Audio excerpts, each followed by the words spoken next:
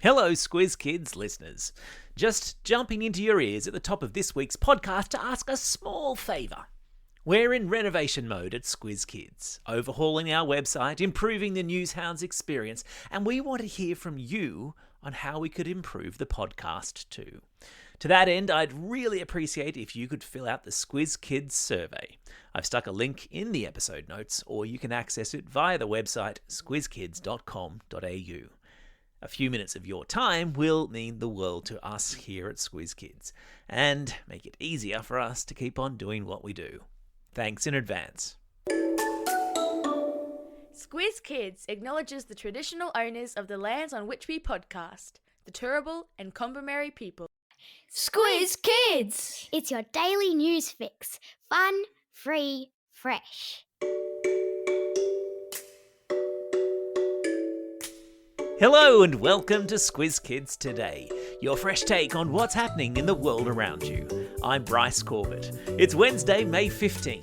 In Squiz Kids Today, social media ban for kids, Belgium's Mullet Festival, Orcas sink a sailboat, and the wonderful world of whale chat. That's what's making news, kids style. The Lowdown. Hands up who's heard of TikTok. Okay, what about Instagram? How about YouTube or Snapchat? Yeah, I thought so. Even though the minimum age for kids to use a lot of these social media sites is 13, heaps of kids all over the world have nevertheless worked their way onto these social media platforms. And that's fine when it comes to keeping in touch with friends and family, but there are also plenty of things that happen on social media which are not appropriate for kids. And that's why South Australia is exploring how to become the first state in Australia to ban social media for under 14-year-olds. I know, right? So unfair. Except it's not. According to lawmakers in South Australia, social media platforms like TikTok, Instagram, and even YouTube are regularly exposing kids your age to content that their brains are not just yet ready to process. Now, that's not a criticism, that's just the way the human body works. And for the most part, parents and teachers do an excellent job shielding you from stuff that's inappropriate.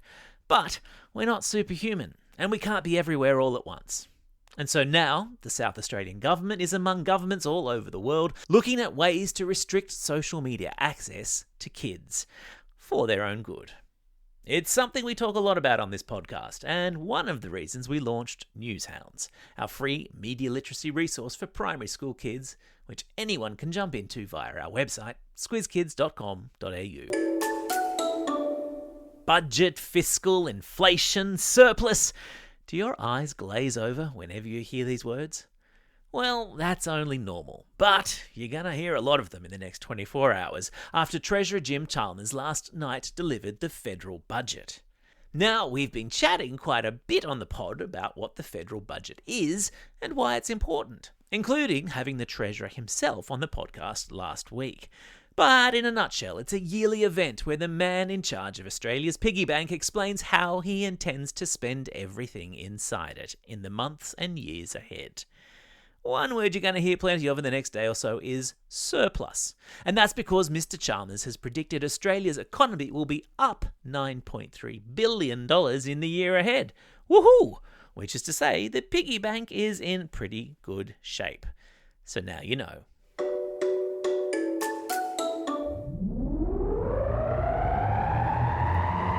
Spin the globe. Each day we give the world globe a spin and find a news story from wherever it stops. And today we've landed in Belgium, in Europe, where the annual Festival of the Mullet has just taken place. No, not the fish, the haircut. You know how every second kid these days has a mullet, or at least a sort of a mullet with a burst fade on the sides?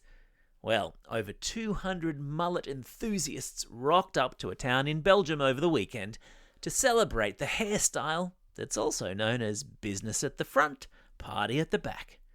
The organisers said it was hoped that more people would discover how cool it is to have a mullet. I mean, I'd totally get a mullet, except that my children would laugh at me. Oh, and there's also the fact that I don't have enough hair. Animal Kingdom. Have you ever heard of a man called Dr. Dolittle? Maybe you've seen the movie or read the book. It's about a man who learns to talk to the animals. It's not real, of course, because no one has yet learned how to speak animal language, but scientists in America reckon they're a step closer to talking to the animals after decoding what they say is a whale alphabet.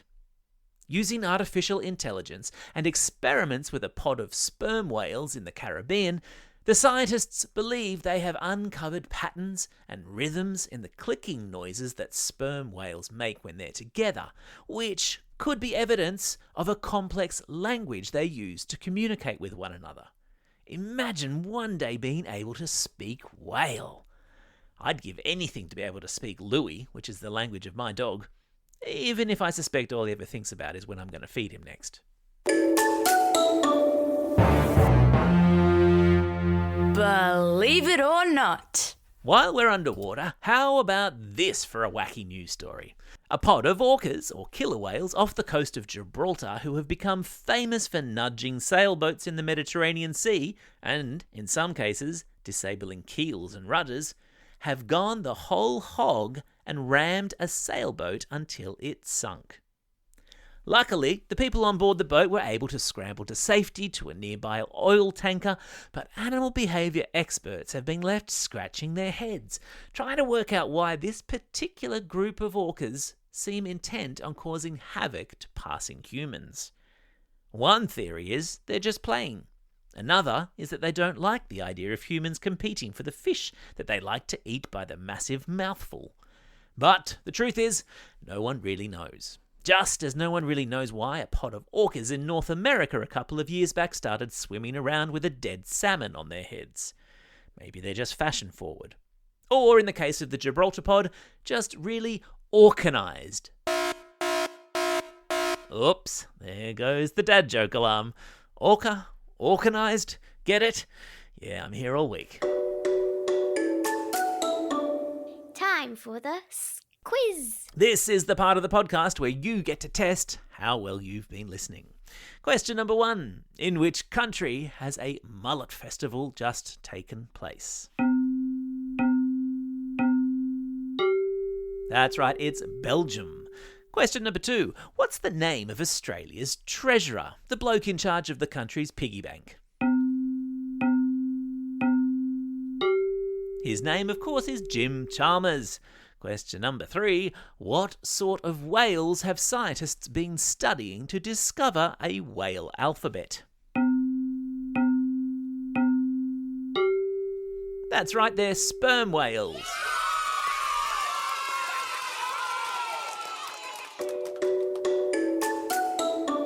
Shout outs. It's May 15. Today is International Day of Families. Where the United Nations urges us all to stop and think about how important our family is. Happy Family Day, everyone. It's also a special day for the following Squiz kids celebrating a birthday today. Elora from Vermont South, Ryder from Aldinga Beach, Elwyn from Cargo, Will from Larrakia Country, Spencer from Chapman, Key from Rhodes, Bron from Wellington Point, Max from Concord, Matilda from Brisbane, and twins Riley and Brody from Maroubra. And belated birthday shout-outs today go to Barge, Axel, and London from Perth, Tiago from Watsonia, Edward from Malvern East, and Adam from Darwin. And today's classroom shout-outs go to Class 5R and Mr. Alizzi at St Benedict's Catholic Primary School in Mango Hill, Class 3-4B with Mr. Blaine at Mandama Primary School, Class 5-6P with Mrs. Price at Camden Public School, Room 23 with Miss Celeste at Beaconsfield Primary School, Classes 1MB with Mrs. McCready Brown, and 4RO with Mr. Roscoe at Kennedy ESF International School in Hong Kong. Class 3 Yellow with Miss Karasoa at Our Lady Queen of Peace Primary School in Greystanes, and finally to all of the students at Mortlake Public School in Concord. Don't forget, if you've got a birthday coming up and you want a shout out, or if you want a classroom shout out, drop us a line at squizkids@thesquiz.com.au or fill out the form on our website. Well, that's all we have time for. Thanks for listening to Squiz Kids Today. Christy will be back again tomorrow with another edition of Squiz Kids Today. In the meantime, get out there and have a most excellent day. Over and out.